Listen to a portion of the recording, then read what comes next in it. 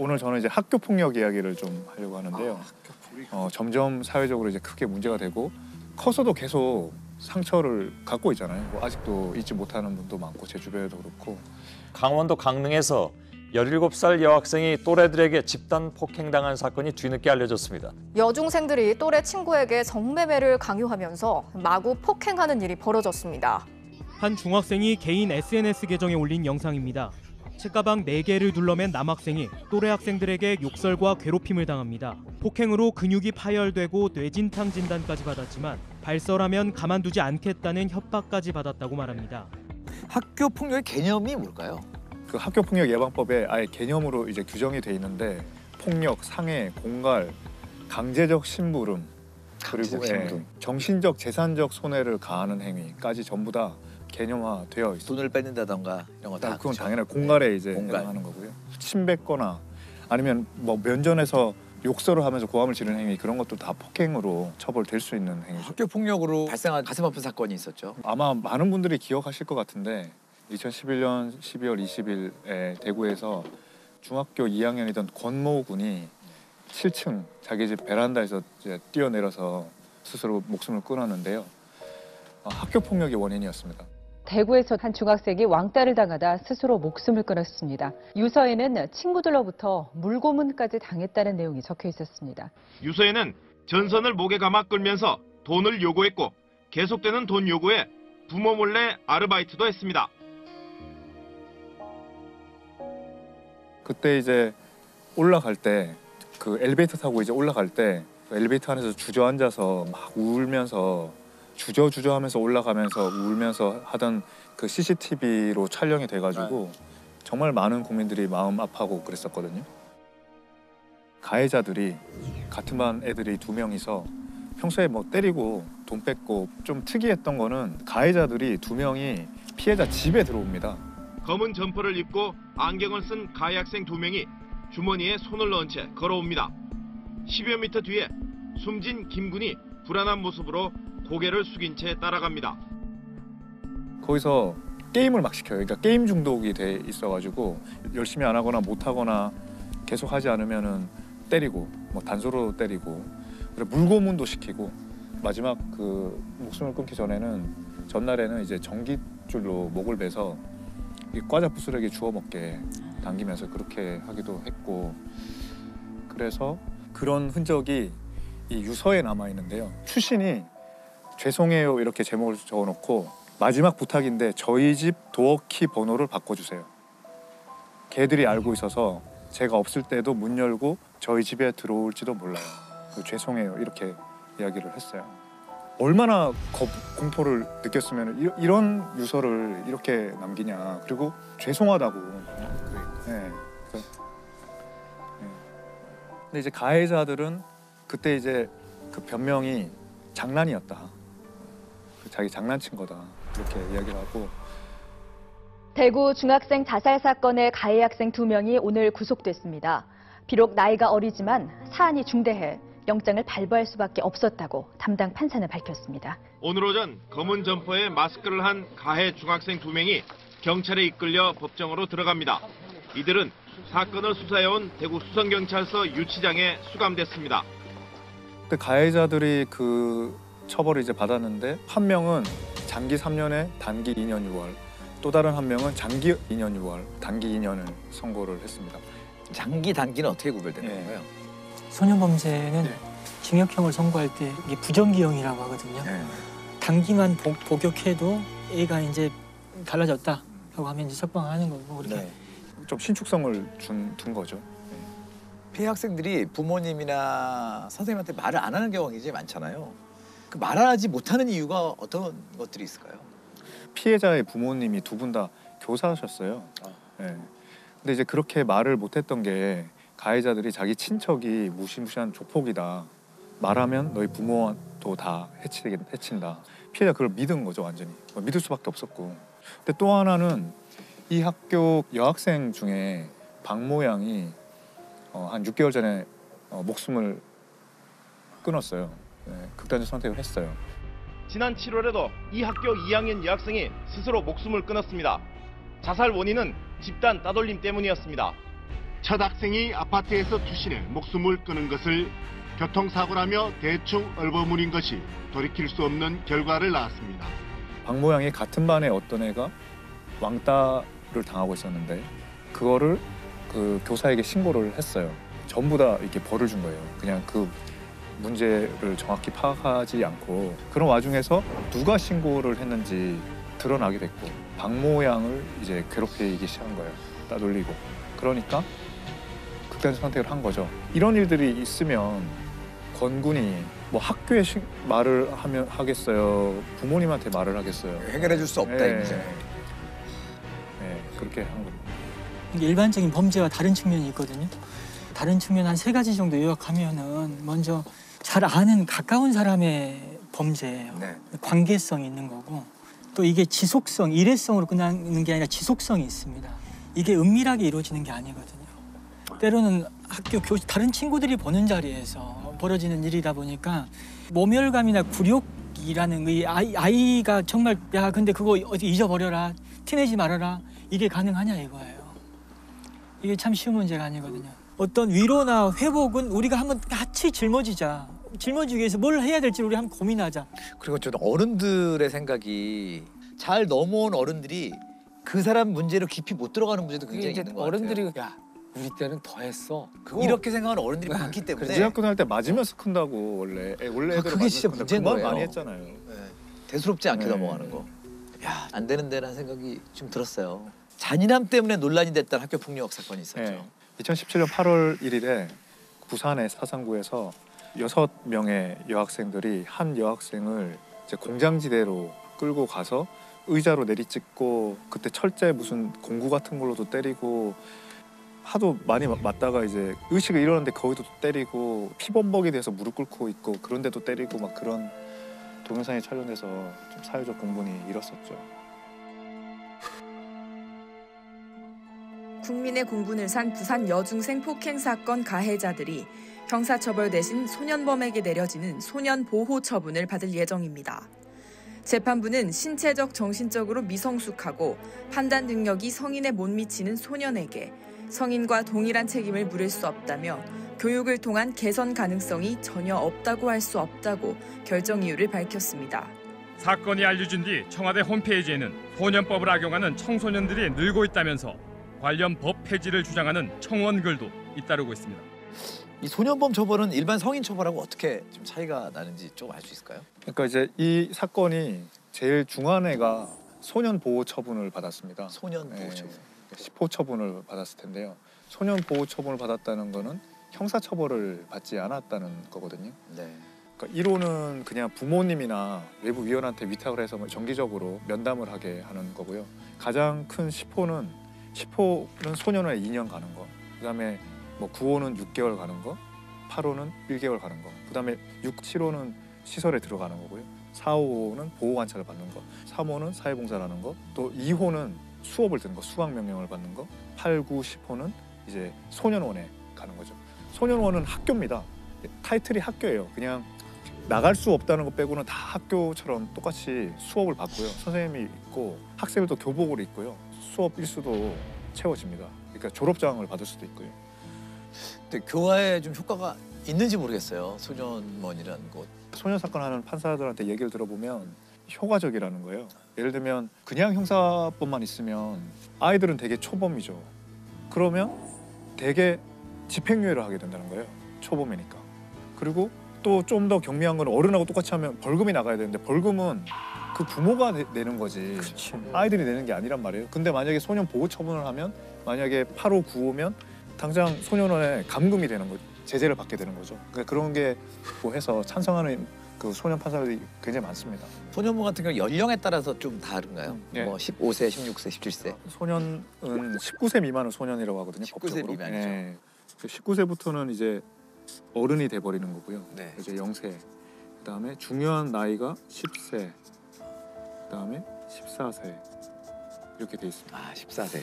우리가 형사 미성년자라고 해가지고 14세 미만은 형법상 무죄입니다.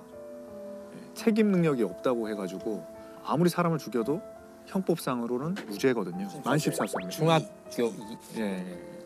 근데 소년법은 19세 미만을 다 커버하고 있거든요. 그러니까 이 14세부터 19세는 소년 보호 처분도 되고 형사 처벌도 됩니다. 형사 처벌. 네. 근데 이 중에 뭘 선택할 건지는 뭐 검사나 판사가 그때 사건을 보고 이제 선택을 하는 거죠. 만약에 소년 보호 처분은 최대한이 소년원 2년이기 때문에 이거보다 훨씬 더 중한 죄를 저질렀다라고 판단되면 이제 형사처벌로 가는 거죠. 형사처벌로 가면 아까 말했던 그 권군 사건의 경우는 형사처벌로 가는데요. 그래서 이제 그 징역형이 나온 거죠. 이걸 이제 범죄소년이라고 그러고요. 10세부터 14세가 있습니다. 여기는 촉법소년이라고 합니다. 촉법소년. 이거는 형사법령에 저촉되는 행위를 한 소년이라는 걸 줄임말로 하거든요. 이거 촉법소년이라는 법적인 용어가 있는 건 아니에요. 이쪽은 형사처벌은 안 되는 거고 무죄니까 소년보호처분만 되는 거죠. 근데 이제 그 0세부터 10세 사이는 이제 범법소년이라고 해가지고 여기는 아무런 처벌도 안 되는 거죠. 이렇게 이제 나눠지고요.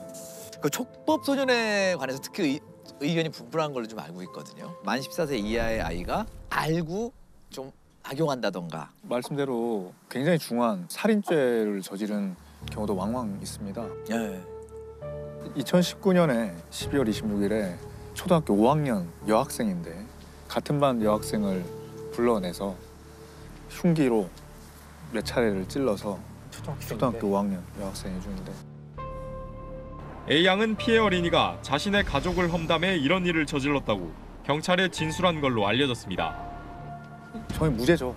형법상은 무죄죠. 일단은 기소할 수 없는 거죠. 기소할 수 없고. 그럼 이제 촉법소년이니까 소년 보호 처분을 할 수 있죠. 아까 말했지만 소년원을 가려면 8, 9, 10호인데 그보다 경미한 보호 처분을 받아서 또 여러 가지 뭐 사회적 논란이 있었던 것 같습니다.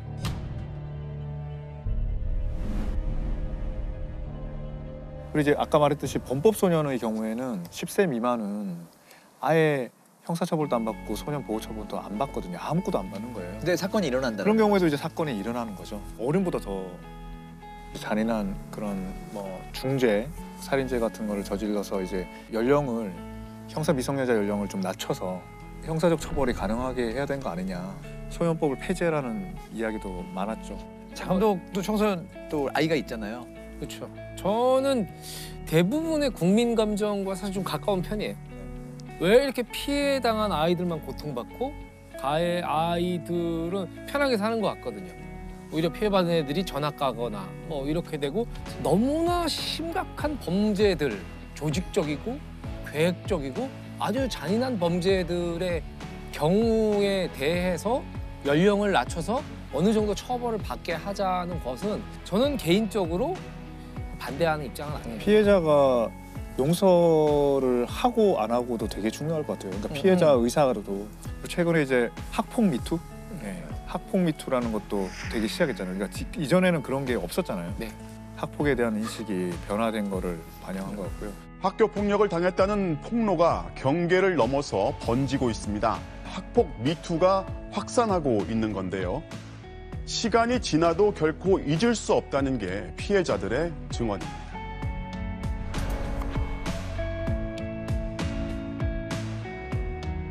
기억나는 사건 중에 하나는 2020년 초에 이제 N번방 사건으로 디지털 성폭력과 성착취의 어떤 실태와 현황을 보고 많이 충격을 받았잖아요.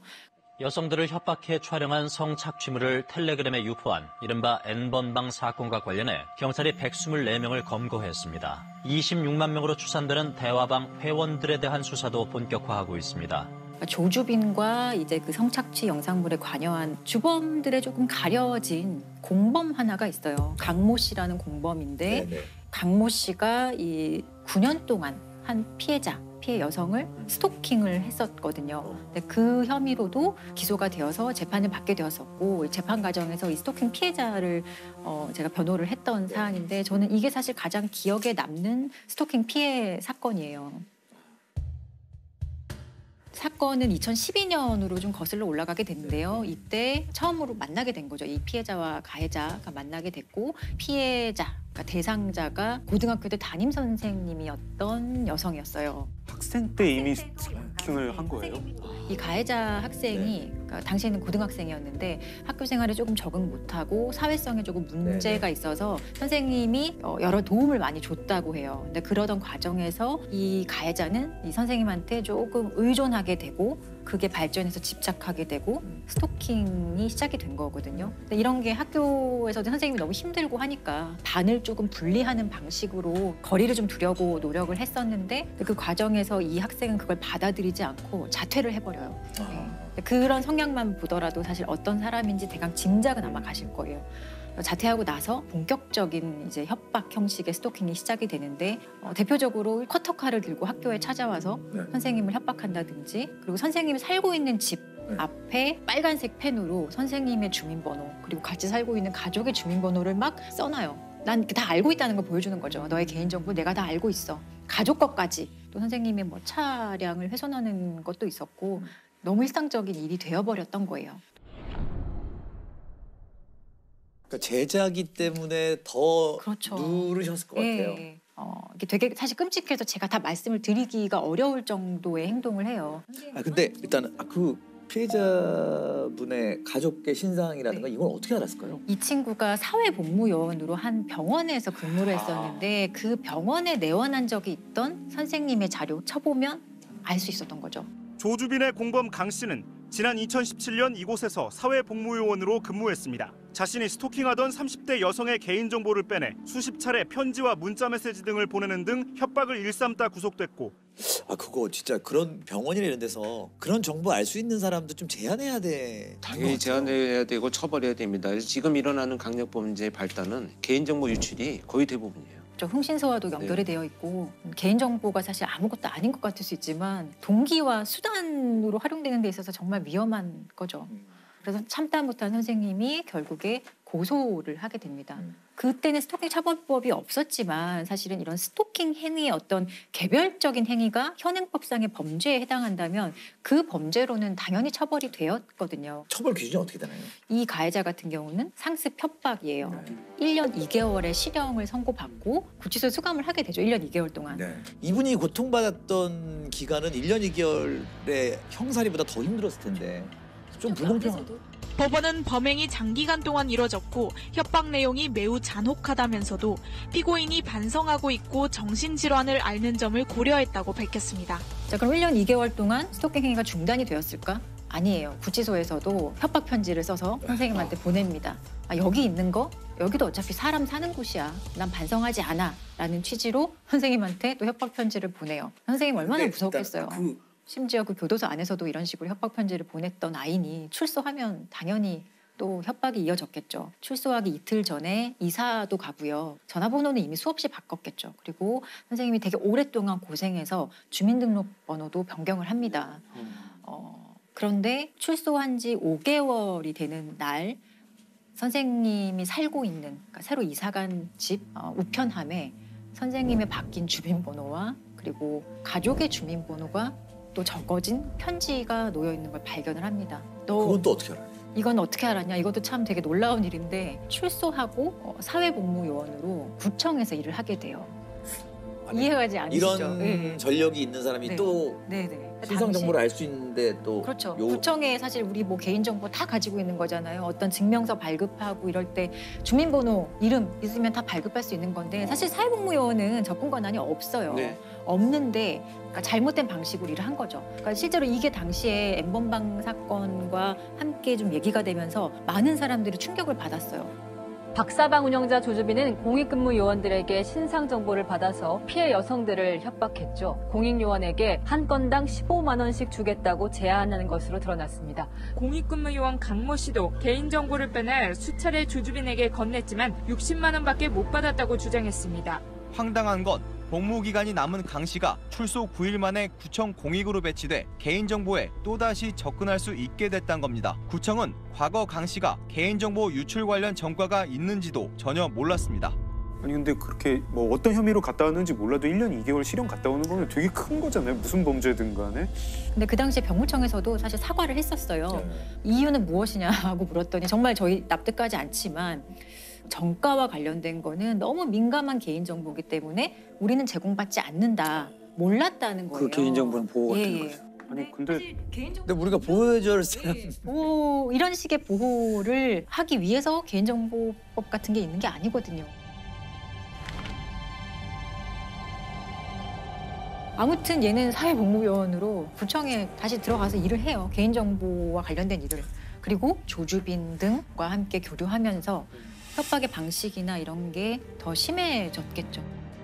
이 스토킹 가해자는 이 선생님의 아이를 죽이기 위해서 조주빈에게 400만 원을 주면서 살인을 예비해요. 그러니까 좀 보복해달라.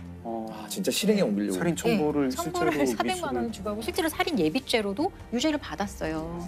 나는 죽이려고 한 목적은 없다. 그냥 뭐 보복을 해달라는 얘기지. 그게 죽여달라는 얘기는 아니다. 이런 식으로 재판에서 주장했지만 받아들여지지 않고 살인 예비죄도 인정이 됐고. 공범의 담임 선생님이었던 피해자는 제자에게 긴 세월 스토킹을 당하다가 딸의 목숨까지 빼앗길 뻔했습니다. 조주빈에게 A씨 딸의 살해를 청탁하고 400만 원을 건넸습니다. A씨의 연락처와 딸의 어린이집 주소 등을 넘겼습니다. 조주빈은 강 씨에게 A씨의 딸에게 독극물을 쓰겠다는 메시지까지 남겼습니다. 강 씨는 흉기를 들고 찾아가기도 했고 어린 딸을 협박하는 문자도 수차례 보냈습니다. 어떤 얘기를 하냐면 우리나라 법 좋아. 나는 심신미약으로 3년만 살다 나오면 돼. 이런 말을 아무렇지도 않게 해요. 그래서 선생님이 결국에는 도저히 참을 수 없어서 이제 또 다시 고소를 했고 이 N번방의 사건과 함께 이제 사건이 진행돼서 13년형이 이제 확정이 된 상태예요.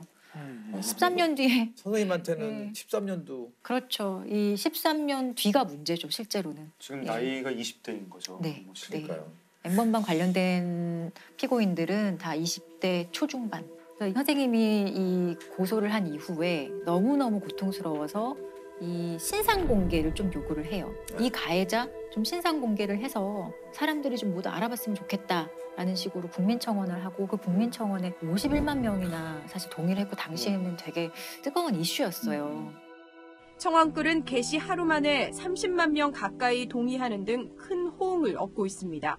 청원인은 강 씨 신상 정보를 제발 공개해달라며 신상 공개가 안 된다면 그 다음 누군가가 이 세상에 없을 수도 있다고 호소했습니다. 좀 이런 얘기를 올리신 게 있는데 사실 이게 되게 스토킹 피해자가 겪는 전형적인 고통과 끔찍함과 어떤 무력감을 잘 담은 것 같아서 제가 한번 읽어드릴게요. 실형을 살고 나와도 달라진 것이 없는데 저는 이제 어떻게 해야 할까요? 아이의 이름, 주민번호, 어린이집까지 모두 다 알고 있는데 이제는 어떻게 도망갈 수 있을까요? 저에겐 이름이 몇 개가 생길까요? 주차장에서 언제쯤이면 마음 편히 집에 들어갈 수 있을까요? 지금은 아이가 어려 부모가 옆에 있지만 나중에는 그 사람 얼굴도 모르는 우리 아이에게 무슨 일이 벌어지면 전 어떻게 살 수 있을까요? 언제쯤이면 발 뻗고 잘 수 있을까요? 라는 얘기를 했는데 너무 무섭죠. 이게 스토킹이 되게 막연하다고 생각하실 수 있지만 실제로 그냥 이 사건 한 번만 이 피해자 입장에서 바라봐 준다면 하루를 그냥 온전하게 보내기도 정말 어려운 게 스토킹 피해거든요.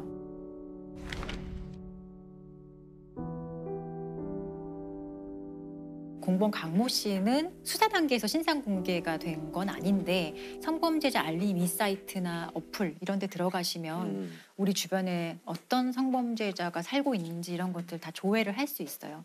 그 피해자분 변호를 하셨으니까 이 강 씨를 재판장에서 직접 보셨을 것 네네. 같은데 어떠셨어요? 사실 대부분의 피고인들은 그렇게 특별한 인상을 주지 않아요. 네. 그냥 아휴 또 저런 애가 있네 뭐 이런 생각을 저는 하는데 첫 재판에서 그 강모 씨를 처음 보고 저는 조금 놀랐던 게 재판을 자기가 막 주도하려고 했었어요. 네, 자기 변호인도 있는데 자기가 먼저 막 얘기를 하고 아주 당당하고 거침없이 막 얘기를 하는 그 애티튜드의 문제였다고 생각을 해요. 사실 피고인들의 진심 어린 반성 이런 거는 저는 그런 거는 기대하지 않는 사람 중에 하나거든요. 그거는 신도 몰라요. 피고인 본인만 알아요. 내가 진심으로 반성하는지 안 하는지. 그렇지만 법정에 와서는 그래도 반성하는 척하는 쇼는 다 하거든요. 근데 그러한 쇼도 전혀 하지 않았던 상당히 특이한 사람. 최후 변론하는 과정에서 이 피고인이 어떻게 얘기를 했냐면 전 되게 놀랐었어요. 이런 얘기를 이 나라는 발달 장애가 죄악이다. 따라서 저는 이 나라를 떠나서 다시는 살아오지 않기 위해서 총력을 다할 것이다. 제가 법적 생물학적 한국인이란 게 부끄럽습니다. 이런 얘기를 하거든요. 또 나라 탓하는 거. 이게 그렇죠. 자기는 장애가 좀 있고 우리나라가 제대로 날 돌보지 못했어. 그래서 난 우리나라가 싫어. 떠날 거야. 자기가 말도 안 되게 재판에서 이런 얘기를 한다는 게 사실 일반 사람이 되게 이해하기 어렵거든요. 제가 지금 무슨 말 하나 저기에 앉아서 그런 생각을 들 정도로 법정에서도 이런 얘기를 많이 했던 거고. 반성문도 제출. 네, 했죠. 그렇지만 판사가 이건 반성하는 게 아니야 라고까지 얘기할 정도로 본인이 억울하다는 취지, 이 사건을 위해서 나와 가족이 얼마나 고통받는지에 대해서 좀 더 어필하고 싶었던 것 같아요. 내가 피해자일 수 있다, 내가 피해자다라는 얘기를 더 하고 싶었던 것 같아요. 타인의 고통을 못 느끼는 예, 공감 능력 같은 게 전혀 제로인 거죠. 반성의 의미 이런 것들은 판결문에 전혀 들어가 있지 않습니다. 공익근무요원 강모 씨는 따끔한 질타를 받았습니다. 법원에 낸 반성문 때문이었는데요. 강 씨가 진심으로 반성하기보단 판사님은 교정기관에 수용된 적 없으셔서 모를 것이다란 취지의 내용을 담았기 때문입니다. 재판장은 강 씨가 범행 내용이 안 좋은데도 자꾸 억울하단 태도를 보이고 있다고 지적했습니다. 이런 반성문은 안 내는 게 낫다. 반성 태도를 알리고 싶다면 생각을 하고 쓰라고도 했습니다. 그렇죠. 일단은 지금 이제 스토킹 법이 개정되면서 몇 가지 아쉬운 점들이, 이 범죄를 저지른 사람들이 이런 정상적인 사고가 아니라면 뭐 형량도 강하게 처벌하기 중요하지만 치료적 개입이 반드시 되지 않는다면 그냥 들어갔다 나왔다 반복되는 것밖에 안 된다. 이런 의견들이 많죠. 일단은 스토킹의 행위, 스토킹 가해자에 대해서 좀 처벌을 하는 게 목적인 법률이기는 해요. 아직은 스토킹 피해자에 대해서 좀 충분한 피해 보호라든지 예방을 하기 위한 법률이라고 보기는 좀 무리가 있어요. 분명 아까 지금 얘기 들어보면 한계도 분명히 보이는 것 같고 좀 문제점들이 좀 보이는 것 같아요. 근데 이런 문제가 있을 때는 사실은 법률이 완벽할 수는 없거든요. 심지어 처음 입법된 법률이기 때문에 그런 문제점을 빨리빨리 파악하고 사실 개정을 하는 거는 제정하는 것보다 훨씬 쉽잖아요. 그러니까 현장의 피해자들이 어떤 고통을 겪고 있는지, 그리고 스토킹 범죄라는 게 아주 특성이 분명한 범죄거든요. 창의적으로 진화하는 방식이기 때문에 그런 범죄의 특성을 파악해서 끊임없이 법률이 따라가야 돼요. 법률이 절대 앞서갈 수는 없거든요. 네, 법률은 뒤따라가야 돼요. 네, 계속 개정에 좀 적극적이어야 할 필요가 있는 거예요. 그리고 정말 아까도 말씀드린 정말 강조하고 싶은 거는 상대가 조금이라도 싫어하는 걸 본인이 알았다. 하지 말아야 돼요. 근데 또 그걸 모르는 사람이 또 많죠. 관심도 없고 배려도 없고 공감도 못하는 사람들이 많죠. 상대방의 동의라는 게 얼마나 중요한 것인지, 상대방이 나 그만해, 나 싫어라고 분명히 얘기를 하거든요. 나 이렇게 하는 거 원하지 않아 라고 했으면은 더 이상 안 나갔으면 좋겠어요. 그게 정말 하고 싶은 말이에요. 그럼 많은 일들이 해결돼요, 정말로. 내가 부릴 수 있는 자유는 상대의 코끝 앞에서 멈춰야 된다는 얘기 있잖아요. 저희 첫 재심 사건이 수원 노숙소녀 사건에 대해서 말씀드리겠습니다. 수원 노숙소녀 사건. 예. 근데 사실 노숙소녀가 아니었거든요. 그 가출한 아이였습니다. 그래서 집을 가출한 지는 한 2, 3일 정도 된 아이였고, 근데 그 아이의 이제 행색이 좀 지저분해 보여서 노숙하는 아이로 그냥 그 초동 수사 과정에서 그렇게 이제 규정 지어버렸고, 실제 신원은 신원은 밝혀졌습니다. 15살의 아이였고 지적 장애가 있었고 또 시각 장애도 있었습니다. 어떻게 살인 사건이 일어난 건가요? 사건은 지금으로부터 14년이 됐습니다. 2007년 5월 14일 그 수원에 있는 한 고등학교에 여자아이의 시신이 교정 안에서 발견이 된 겁니다. 경기도의 한 남자 고등학교에서 심하게 폭행당한 10대 소녀의 시신이 발견돼 경찰이 수사에 나섰습니다. 오늘 새벽 5시 반쯤 이 학교 교실 건물 바로 옆 화단에서 여고생으로 보이는 10대 소녀의 시신을 학교 직원이 발견했습니다. 발견 당시 시신은 머리와 얼굴, 발 등에 심한 멍이 들어 있었습니다. 이 아이를 누가 죽인 거지도 밝혀야 될 사실이지만 이 아이가 누군지를 또 밝혀야 되는 부분이 있었거든요. 왜냐, 너무 어려서 신분증, 주민등록증 같은 것도 없었고 학생증 같은 것도 없었고, 그래서 그 당시 경찰은 아이의 행색을 보니까 약간 지저분해 보여서 수원에서 노숙인들이 가장 많이 모여있는 수원역에 가서 그 사진을 들고 다니면서 이제 탐문 수사를 했던 겁니다. 그러다가 이제 어떤 노숙인으로부터 이 아이가 이틀 전에 여기서 폭행당한 아이 같다. 근데 사실 이틀 전에 폭행 사건이 있었지만 그 폭행 사건의 피해자는 다른 여성이었습니다. 다른 여성이었음에도 불구하고 그 경찰이 그 제보를 너무 섣불리 믿어버린 거죠. 그래서 그 이틀 전 폭행 사건의 가해자인 노숙인 2명을 잡았고, 그 노숙인 2명이 또 공교롭게도 지적 장애가 있었습니다. 근데 지적 장애가 있고 노숙을 하고 있는 데다가 이제 강압적인 수사를 받다 보니까는 참 너무나 쉽게 자백을 했죠. 그 지적 장애가 있던 사람 중에 한 사람은 시각 장애가 또 있었습니다. 그래서 안경을 안 쓰고 있어서 그 사진을 딱 보여주는데 죽은 아이가 이틀 전에 자기가 때린 아이인 것 같다는 생각이 들었다는 거예요. 그래서 그렇게 자백을 하게 됐고, 한 사람은 뺨 2대 때렸다는 이유로 벌금 200만 원을 받고, 다른 한 사람은 이제 끝까지 때려서 이제 죽게끔 했다 해서 징역 5년을 받았습니다. 그 두 사람에 대한 형사 재판은 그해 가을경에 다 끝나요. 2007년 가을경에. 그런데 자백하는 과정에서 본인이 저지르지도 않은 사건이다 보니까는 본인이 이틀 전에 저질렀던 사건과 빗대서 진술을 하게 됩니다. 그래서 꼬맹이 둘도 함께 있었다라는 진술을 자백 과정에서 섞어서 하게 됐던 거죠. 그래서 사건의 내용이 어떻게 알려지냐면은 그 2명의 노숙인과 밝혀지지 않은 꼬맹이 2명이 합세해서 그 아이를 때려 죽인 걸로 그렇게 사건이 결론 지어졌고, 그렇게 소문이 퍼졌던 거죠, 수원 역사에.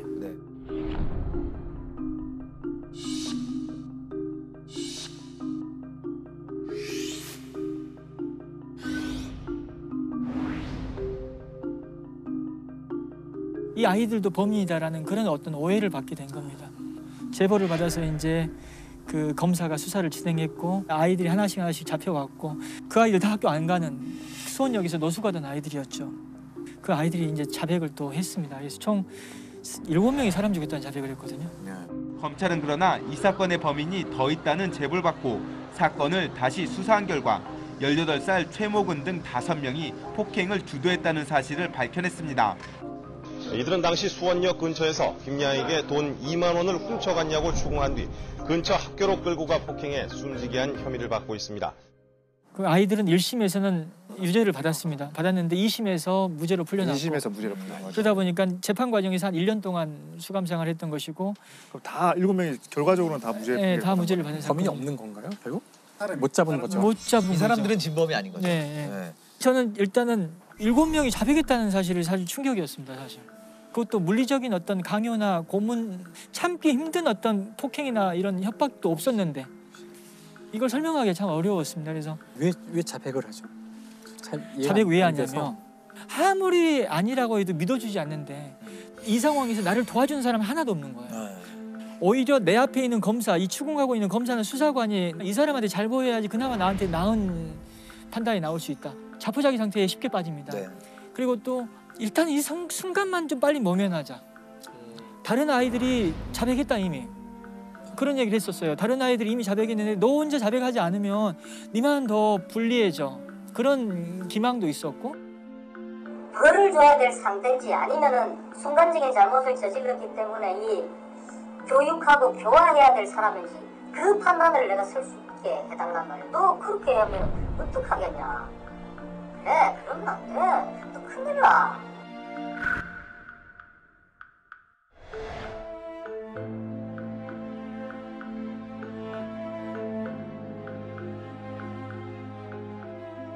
죄를 짓지 않은 사람이 자백만으로 유죄가 될 수 있는 건가요?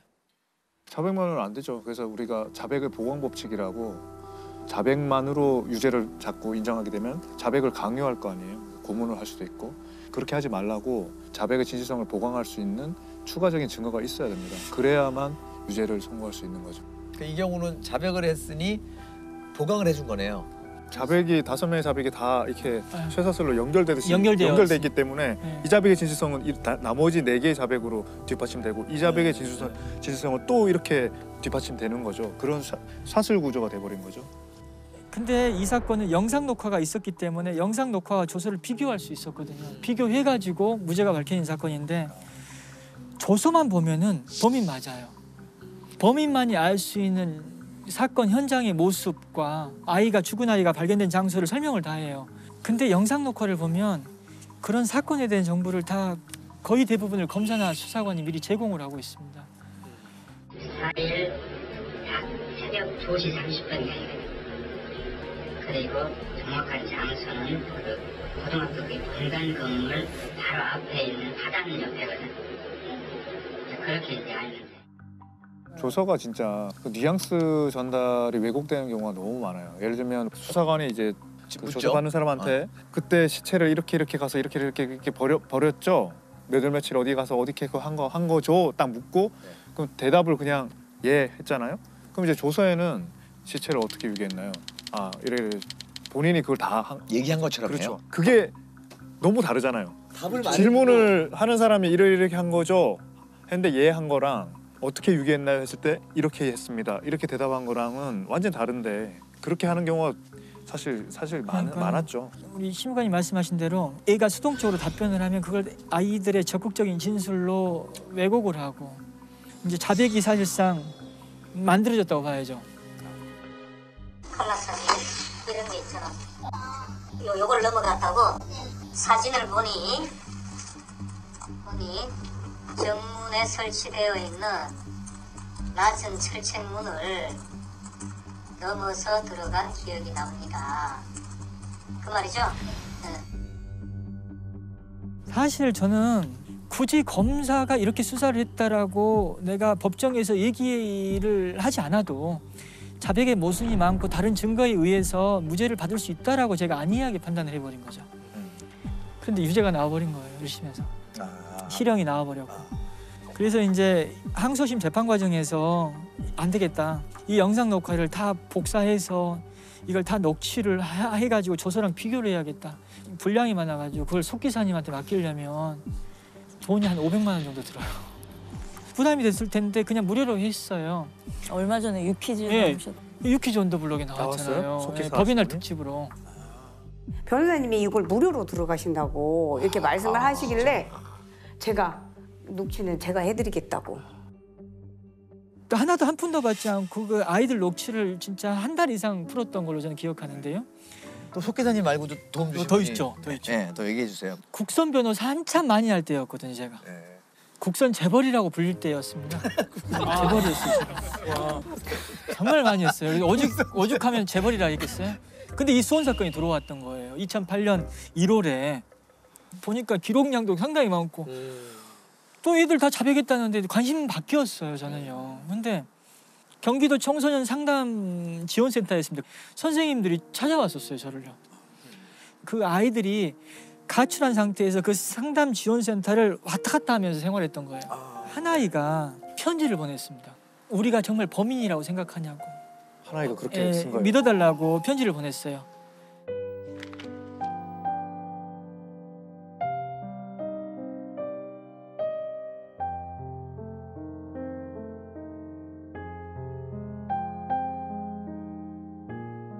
근데 이 선생님들이 이 편지를 받아들고 저를 찾아왔던 거예요.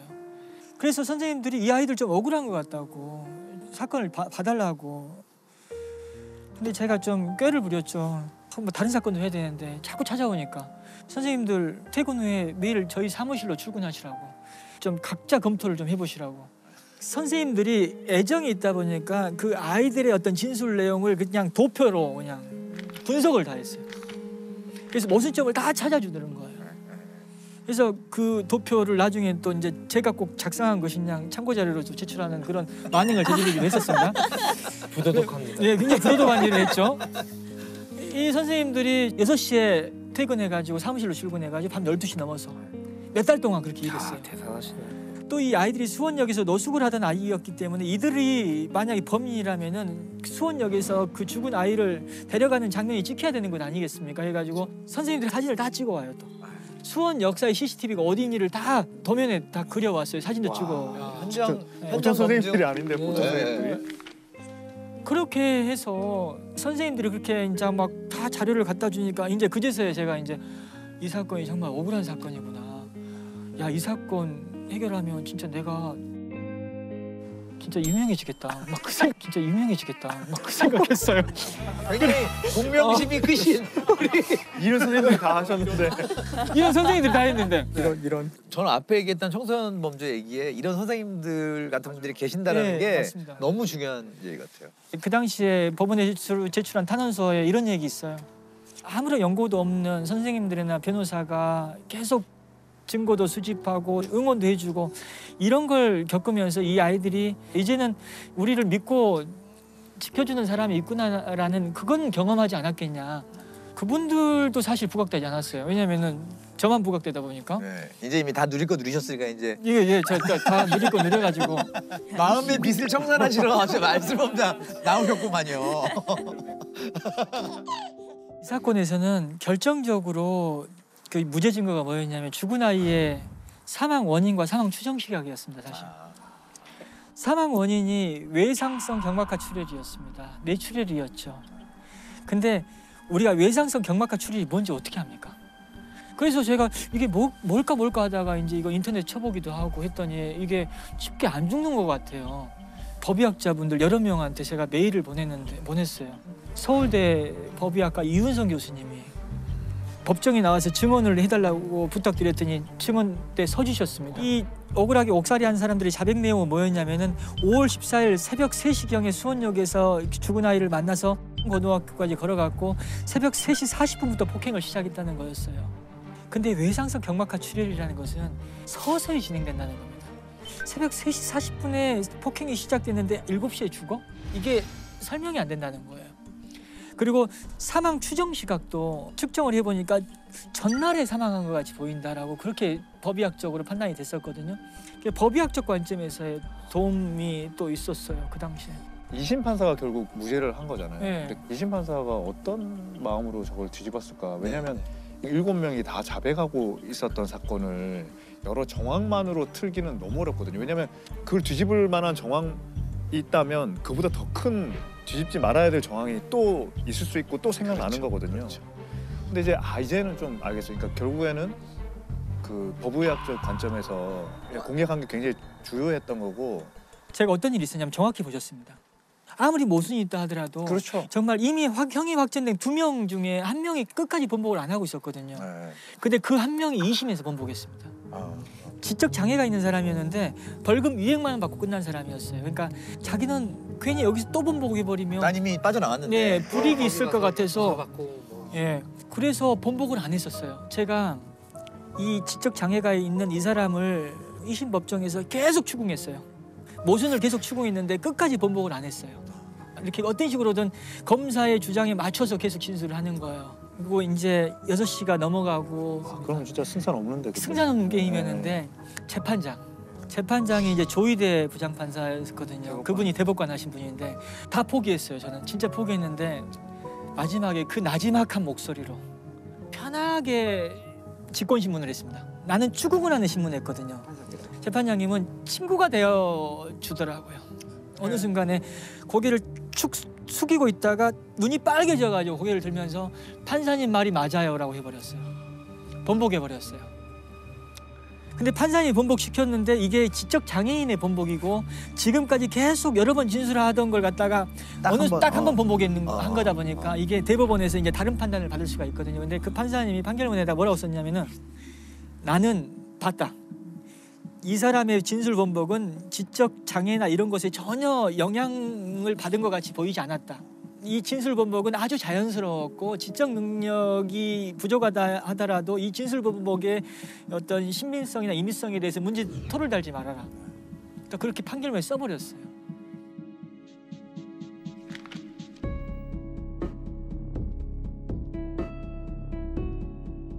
근데 대법원에서 딱 무죄로 확정지었죠. 범인을 찾지 못한 채 이 사건 피의자로 지목됐던 7명이 모두 누명을 벗었습니다. 피고인의 진술이 일관되지 못하고 수사기관의 회유에 의해서 진술됐을 가능성이 있다고 보아 뒤이어 작년 10월엔 정 씨가 어제는 마지막 피의자 강 씨까지 재심을 통해 무죄 판결을 받았습니다. 약촌 오거리 택시강도 사건. 그게 제가 부검을 하고 재심까지 갔던 사건인데요. 제가 듣기로는 그게 아마 영화화도 됐던 재심이라는 영화가 됐던 사건인데 2000년 8월 10일 날 택시 기사가 동료 기사들한테 무전을 합니다. 택시 강도를 당했다고. 그래서 택시 기사들이 가보니까 이미 칼에 찔려서 다량 실혈이 있었고 그러나 이미 출혈을 너무 많이 해서 사망한 사건입니다. 강도 살인 사건이기 때문에 그 다음날 저희한테 부검을 오게 된 거죠. 사인 자체는 진단내는 게 어렵지는 않아요. 왜냐하면 눈에 확연히 보이기 때문에 그 당시 이제 그 심장 자창 이렇게 이제 해서 사인을 냈죠. 근데 이제 제가 이제 감정서를 쓰다 보면 전체를 다 해요. 극히 이렇게 상처가 커 보여도 그 부분만 하는 게 아니고 전신을 전체를 다 봐서 혹시 빠진 부분 또는 흔적을 찾으려고 노력을 해요. 이 가슴에 8군데 자창이 있음에도 불구하고 어느 것이 주로 안에 들어가고 어떤 건 자입하지 못한 것이 있거든요. 그 중에 들어갔던 것이 2번과 3번의 늑골을 절단하고 그다음에 폐와 심장을 지나서 척추 끝까지 이어진, 그리고 이제 또 하나는 병원에서 치료 중에 발생하는 손상들이 또 있어요. 그건 사후죠. 이것을 구분해서 기술을 해요. 목격자가 용의자가 됐죠. 그렇죠. 이제 그 당시에 그 목격자는 다방에서 배달을 하는 15살 최모근이에요. 아무런 생각 없이 오토바이를 타고 가는데 2명이 후다닥 뛰어가는 걸 자기는 스쳤어요. 스치고 가서 보니까 택시 기사가 피를 흘리고 쓰러져 있는 것을 목격합니다. 그게 이제 목격자 진술입니다. 근데 그 목격자 진술했던 사람이 며칠 만에, 사흘 만에 범인으로 이제 달바꾸면 되죠. 그러니까 최군 입장에서는 목격한 것이 인생을 바꿔버린 일이 된 거죠. 그렇죠. 그 당시 이제 용의자인 최군은 목과 뭐 어디를 몇 군데 찔렀다, 어디를 찔렀다 이렇게 자백을 했고. 아, 자백을 했어요. 예. 그렇게 해서 이제 자백을 했기 때문에 당시 이제 기소가 되고 재판에 섰을 때. 그 허위 자백하게 되는 그 심리가 뭘까요? 허위 자백은 명백하게 법정에서 정말 진실이 밝혀질 것이라는 것을 기대하면서 합니다. 여기는 우선 모면을 해야 돼요. 이미 나는 살인범으로 지목이 됐어요. 지금 여기는 아무도 나를 믿어주지 않아요. 그런데 법정에서는 정말 전문가도 나오고 진실이라는 것은 반드시 밝혀질 거야. 이 기대는 지금 이 상황에서 벗어날 수 있는 어떤 동기를 작용을 하는데 거기에 대한 연구들이 많아요. 그래서 1심에서 이제 자백은 실은 허위였다. 그리고 가혹행위 때문에 내가 허위 자백을 했다라고 얘기를 하게 되죠. 그래서 1심 재판에서는 그렇게 얘기했음에도 불구하고 그대로 받아들이지 않고 유죄가 되죠. 2심에서는 다시 이제 항소를 했지만 변호사, 이제 국선 변호사의 논리는 그렇습니다. 이게 너의 유죄의 증거도 없지만 무죄를 입증할 방법도 없으니 그걸 받아들이고 선처를 바라는 게 어떻겠느냐. 그래서 1심에서는 그 당시 15살인 최군의 소년범으로서는 최고형이니까 15년을 선고받고 2심에서는 그렇게 해서 10년으로 감형이 돼요. 2000년에 발생했지만 2010년에 만기 출소를 합니다. 근데 그 사이에 이제 어떤 문제가 있으면 나중에 저도 이제 알았고 정리를 해보면 2003년도에 누군가가 내가 이렇게 살인했었다라고 얘기를 하는 것이 첩보에 잡혔어요. 경찰서에.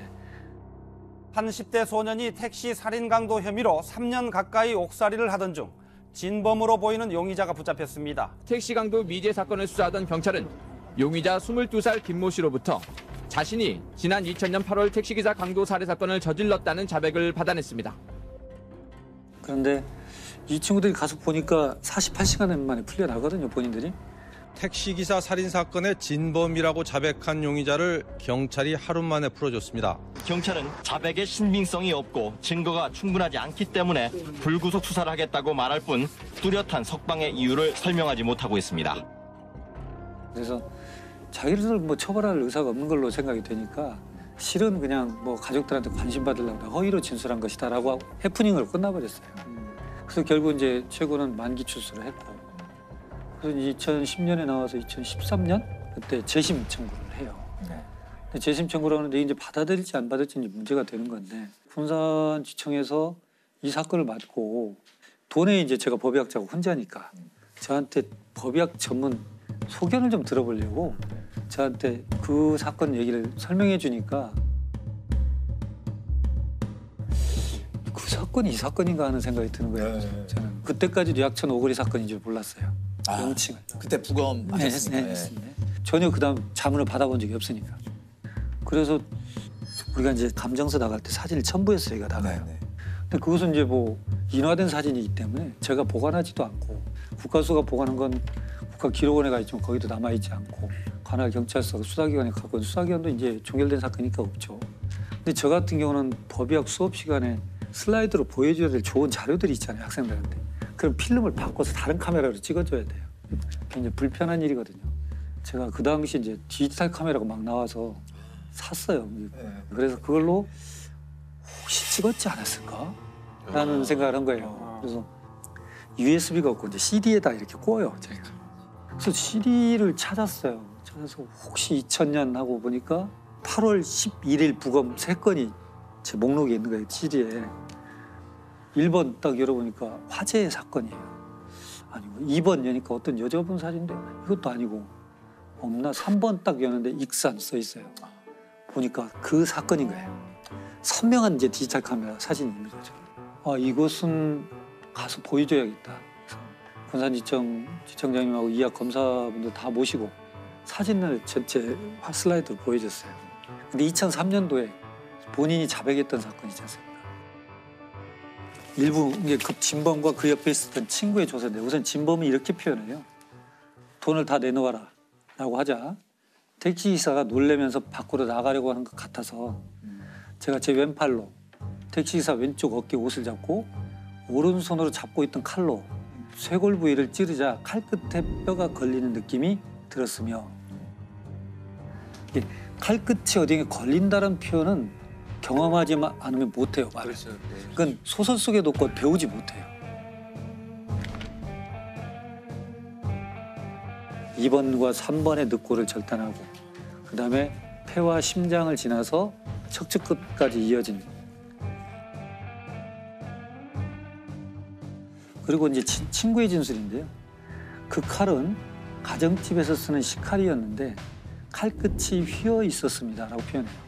그리고 칼끝이 뭔가 묻어서 건조가 됐는데 지방기처럼 말라붙은 시커먼 색이 붙어 있습니다. 이것은 굉장히 사실적인 진술이거든요. 근데 반전은 뭐냐면 그 당시 최군의 진술에서는 어디를 찔렀냐 그러면 가슴을 찌르고 등을 찌르고 옆구리를 찌르고 얼굴을 찔렀습니다라고 굉장히 드라이하게 이렇게 진술이 돼 있어요. 근데 문제는 옆구리를 찔렀던 최군의 진술에서 모순이 뭐냐면 옆구리에 있는 3군데의 자창은 병원에서 생긴 겁니다. 폐가 찔리고 심장이 찔리니까 출혈이 흉곽으로 차요. 그럼 숨을 못 쉬잖아요. 네. 병원에서 옆에 절개를 합니다. 그래서 피를 뽑아내요. 그건 최군이 할 수가 없어요. 해서도 안 되는 거예요. 근데 최군은 정확히 옆구리도 찔렀습니다. 진술에. 네. 야, 이건 너무 좀 인위적인 냄새가 난다. 조서를 읽고 다시 이제 그 사진을 검사들과 다 같이 봤어요. 자, 이런 모양입니다. 그러니까 전부 다 그걸 받아들이게 된 거죠. 이건 재심할 수밖에 없겠구나. 이렇게 되는 거죠. 15년 전 있었던 익산 약촌 오거리 택시기사 살인 사건에 대한 재심이 오늘 광주 고등법원에서 열렸습니다. 사건 발생 16년 만에 최 씨가 다시 법정에 섰습니다. 무죄로 인정할 만한 명백한 증거가 있다며 확정된 법원의 재심 공판에 참석한 겁니다. 그래서 재심은 이제 받아들였고 군산지청에서 해서 대법원까지 가가지고 무죄로 됐죠. 그리고 이제 바로 진범으로 진술했던 그 사람이 바로 긴급 체포가 돼서 형을 살고 있죠 지금.